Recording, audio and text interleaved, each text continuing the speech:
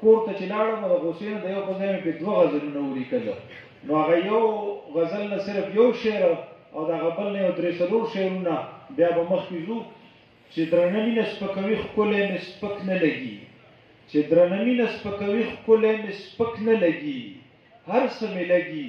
خو اشنا مې خزونک نه لګي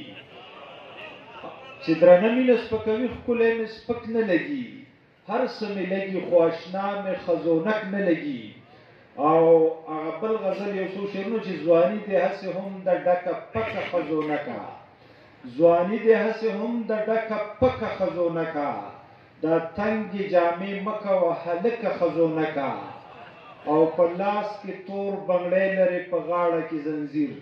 په لاس کې تور بنګړی لرې په غاړه کې زنځیر د زلفو نه دې جوړه کړه بیچکه خزونکه او د مخ نه دې ستري دي په تار باندې ویښته مننه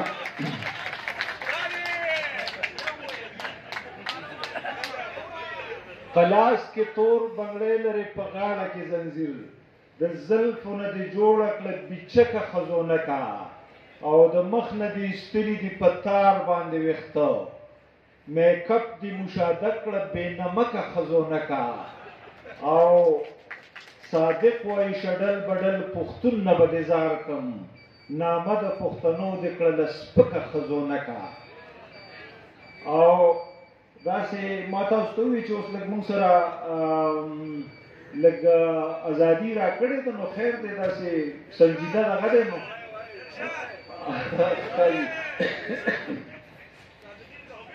نو یو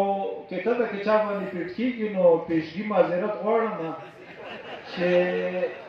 عقوبت به د خپه خوب کې ته تې ولې بې پروایي په سپلۍ کې چې راوځي هغه میخ ډېر خطرناک وي او زه په دې باندې یریږم چې کاوه درله دم نه کي چې په ګیره کې برید تاو کي هغه شیخ ډېر خطرناک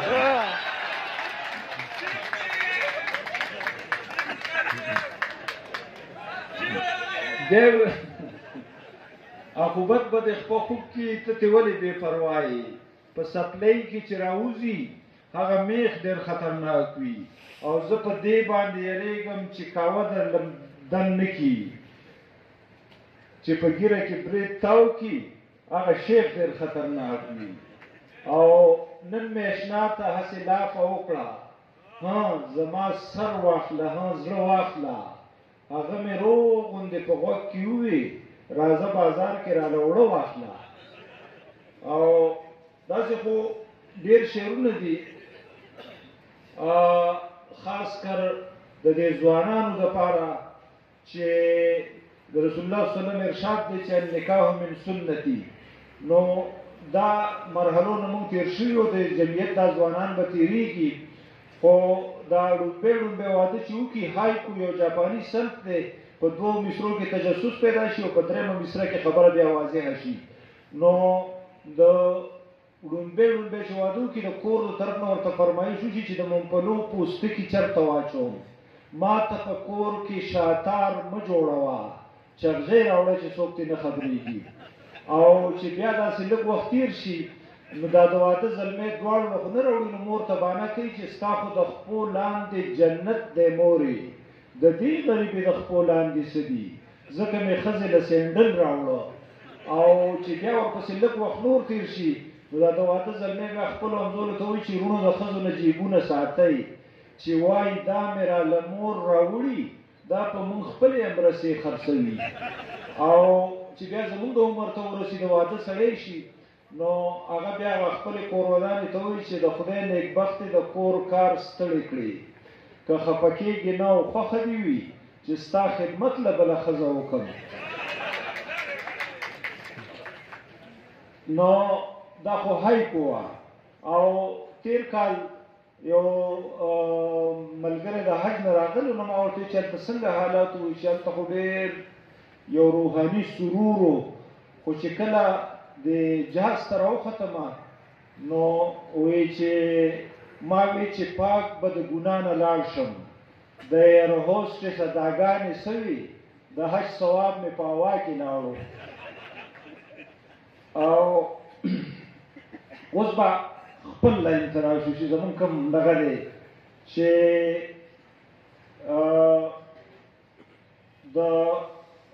جمعیت والو ته به دا شعرونه دا لومبي دغه کومه چې بلکې احبابو ته او دواړو ته چې ټوله لم د خپل ایمان په تماشه کا داسې نه چې ځان د ځان په تماشه کا لکه ځمکه خیر ښېګړه د مخلوق شه خپلې ورکړې ته اسمان په تماشه کا او چې تندی دې په تاثیر د سجدو تور شي دغه تور ته چراغان په تماشه کا او ډکې سترګې د الله په در کې ژاړه خپلو اوښکو ته باران په تماشه کا او د جهاد سنګر خراج د وینې غواړي قربانۍ ته د جهان په تماشه کا د قرآن رڼا د ځان سره واخله د قرآن رڼا د ځان سره واخله خپل وجود ته کهکشان په تماشه کا او عظمت لکه سید بابا را خپل کا دار د عشق د امتحان په تماشه کا عظمت لکه سید بابا را خپل کا دار د عشق د امتحان په تماشه کا او دلته ډوب شه هلته پورته په ګودر شه لوړ همت ته د طوفان په تماشه کا او اسلامي نظام داسې مقدر کا چې نړۍ د پاکستان په تماشه کا او د کافرو نه یې زړه موړ که صادقه مسلمان د مسلمان په تماشه کا بس اخري نظم ستاسو خدمت وړاندې کومه د تنظیم ساتیزه پروګرام